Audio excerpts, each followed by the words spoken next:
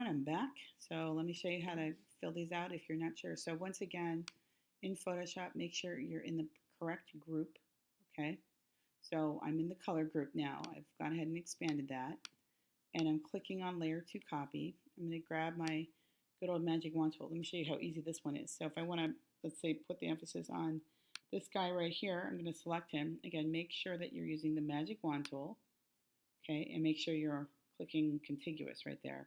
Make sure stamp all layers is not selected, by the way. And yeah, red, it's just there. Why not? Right? Okay, so ta-da!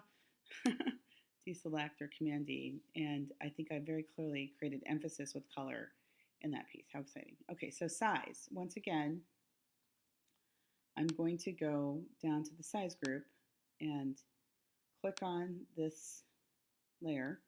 And I think just to make my life easier, I'm going, oh, you know what? I don't have to make it bigger. I just realized I can make it smaller. So I'll click on this guy right here, grab the move tool, make sure show transform controls is on. You can clearly see that that's selected and I've got the bounding box around it. So I'm going to option shift because I want to keep this sort of like that. And bizarrely enough, I found that so interesting that even though this is smaller because it's different than everything else around it, Command D, that definitely just created emphasis there. How interesting. You know, it didn't have to be big. Sometimes small is better or doesn't matter. Okay, shape. All right, shape, simple. Make something different again. So I'm going to go to my shape group and let's see. So I'm working over here. And I think everybody knows what a shape is. Like a circle's a shape, a square is a shape, right? So we're not going to necessarily worry about the definition right now because I think you guys kind of know it. But how do we change the shape? So I'm going to be lazy about this. And I'm going to go ahead and select this one right here. How exciting. And delete it. Command D. And then to draw a new shape in here, let's make it something a little different. Polygonal lasso tool. I'll make a triangle. So click, click, click, close it up, and then of course give it a fill. And I'm just going to keep it the same exact color. So I'm not using other colors to manipulate that yet. Haha. I could, you know, I could make this like a red triangle, but because it's about shape, let's just keep it that shape. So Command D, and that definitely created emphasis. How interesting. Opacity. Okay, very easy.